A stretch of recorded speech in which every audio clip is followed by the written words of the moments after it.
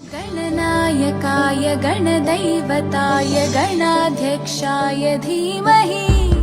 गुणशरीराय गुणमण्डिताय गुणेशानाय धीमहि गुणातीताय गुणाधीशाय गुणप्रविष्टाय धीमहि एकदन्ताय वक्रतुण्डाय गौरीतनयाय धीमहि गजेशानाय भालचन्द्राय श्रीगणेशाय धीमहि प्रथमं शैलपुत्री च द्वितीयं ब्रह्मचारिणी तृतीयं चन्द्रघण्टेति कुष्माण्डेति चतुर्थकं पञ्चमं स्कन्दमातेति षष्ठं कात्यायनीति च सप्तमं कालरात्रीति